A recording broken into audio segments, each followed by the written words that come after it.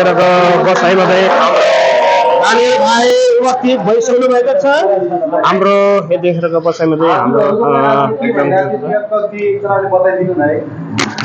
हाम्रो चाहिँ आजको दिनमा चाहिँ होइन हाम्रो आसाङले बताइदिनु ल म चाहिँ स्पेसल आसाङले आज चाहिँ हाम्रो विशेष कार्यक्रम थियो। आज विशेष हाम्रो नेपाल तामाङ घेदुङ जोहोर बारु मलेसियाका क्षेत्रीय समिति जोहोर बारुका हाम्रो सदस्य हाम्रो बहिनी अनुश्री बहिनीको चाहिँ आज बर्थडे कार्यक्रम थियो है। त्यो बर्थडे कार्यक्रमलाई सँगसँगै विशेष गरेर आज हामीलाई यति खुसी लागेको छ कि तपाईँ है त्यत्रो लामो यात्रा गरेर कति देशहरू घुम्दै होइन आज हाम्रो यस ठाउँमा आउनुभयो।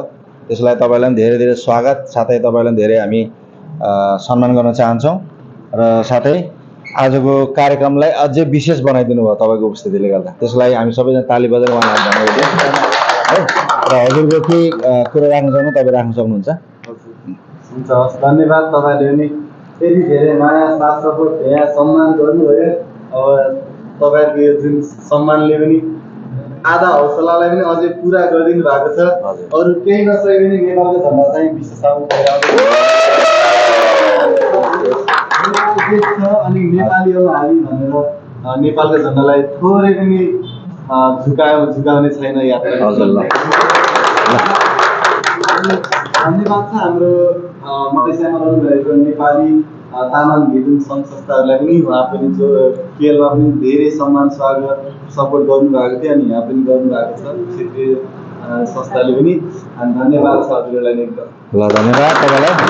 र तपाईँले पनि तपाईँको समय निकालेर होइन अब कहाँसम्म यात्रा हो, अब भोलिको हजुरको कहाँ योजना राख्नु भएको छ होइन, त्यो योजनालाई पनि अलिक पर राखेर पनि हाम्रो निमन्त्रणा तपाईँले स्वीकारेर अनि तपाईँ हाम्रो माझमा यो बर्थडे कार्यक्रममा आउनु भएर होइन हामीलाई साथ दिनुभयो, त्यसको लागि धेरै धन्यवाद छ। र साथै आउँदो भोलिको जुन तपाईँको अझै यात्रा अब विश्वको यात्रा गरिराख्नु भएको छ, कतिवटा राष्ट्र घुमिसक्नुभयो होइन, अझै धेरै राष्ट्रहरू बाँकी छ।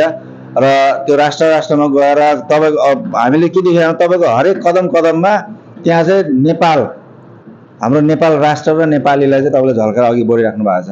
त्यसको लागि चाहिँ विशेष तपाईँलाई धन्यवाद दिन्छु। त्यो एउटा हिम्मत, त्यो अनुसारको तपाईँले एउटा के भन्छ त्यसलाई प्रतिबद्ध होइन, के भन्छ त्यसलाई अब नेपाली अलि शब्द होइन, प्रतिबद्धता, एउटा साहस, हिम्मत गरेर तपाईँले एक्लो साइकल चलाएर यसरी विश्व यात्रा गर्नु भने सानसानो कुरा पनि होइन है। धेरै ठुलो हिम्मत गर्नुभएको छ र त्यसको लागि तपाईँलाई धेरै धेरै शुभकामना दिन चाहन्छु हाम्रो तामाङ घेदुङबाट।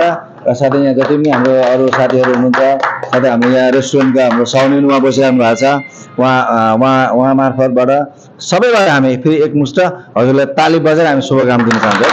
धन्यवाद।